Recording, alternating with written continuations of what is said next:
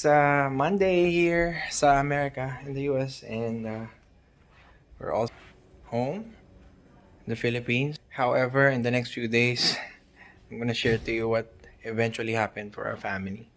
But Shana, my brother Virgil, is coming home. And but we raced yesterday. 1 week kaming walang ride. Straight. Panis yung gas and everything. We went straight to the track. We're gonna change oil. Josh's bike because Josh is more hard on the bike. Good morning! Good morning! Sipag yan. Malamig ngayon, malamig. So, we haven't washed the gears for 2 weeks. We raced 2 back-to-back weekends, but yesterday was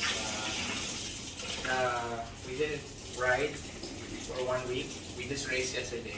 So the gears are muddy. Yung tracks kasi dito guys, daming nilibili. So daming putik.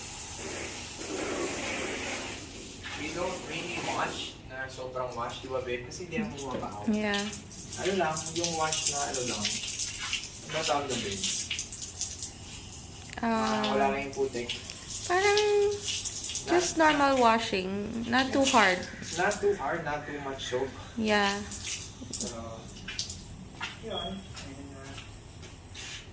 we're gonna still have a 1 week vacation, right babe? Mm-hmm. We're gonna take it easy. Kasi guys, important is to not be burned out. When we're here, we're training hard. Harder than the kids here because we're not familiar with the track, we're not familiar with the, you know, the speed, the techniques, and we're learning all of that. So when we arrived here, July, everything was like so hectic and busy. So now we want to have a downtime for 2 weeks before we go hard training again.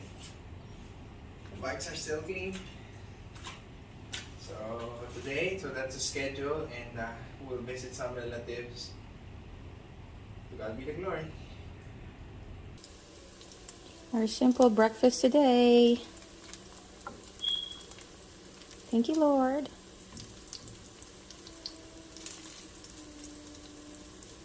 We're here in downtown LA, and grabe rito, wala akong... So look at that. Pag nandyan ka sa green, 10 minutes ka lang. Sinagad ko hanggang dun sa Range Rover. Wala na siyang space gaano, pero I hope I'll be fine. I'll go to Portos, ang airmats ko, bibili ng pasalubong sa kamag-anak namin, and just gonna have lunch.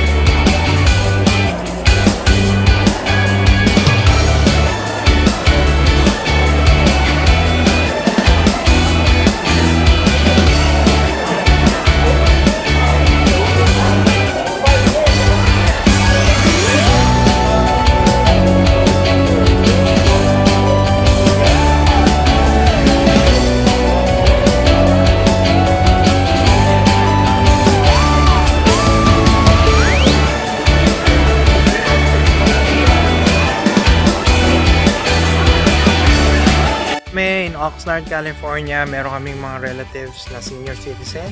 Ganito yung buhay nila rito. Ang ganda ng mga halaman nila. So, yung sasakyan 84 na. So ito ang tita ko. Ikaw talaga. Nakapunta na kayo kay ano? Kay Tita! Tita Virgil na una na doon. Nandun, dahil sinuli ang kotse. Susunduin lang namin. Pero tikman nyo rin, tita. Uwi na.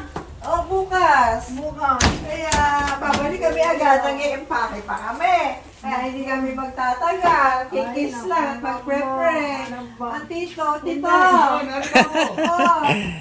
Payakap lang. At kami uwi na bukas.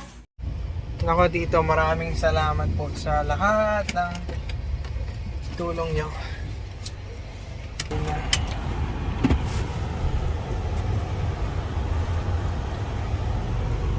Ayun na, sa lugar pala ninyong Ito yung tito ko, Tito Abe. hello. Thanks, Tito. And bumili kami.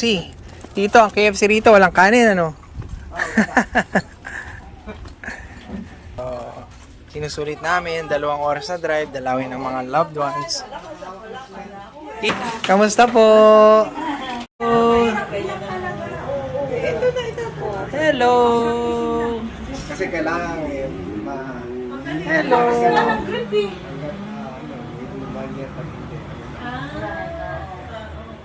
Yung KFC nila. Parehas lang. Same. Wala lang kanin. The gravy tastes different. Mas masarap yung gravy sa atin. So yun, 3 hours drive to dito, Oxnard. Dinalaw namin yung relatives, pinag-pray namin sila. And then uwi na kami ulit, like so. And then empake. Airport tomorrow morning. To God be the glory.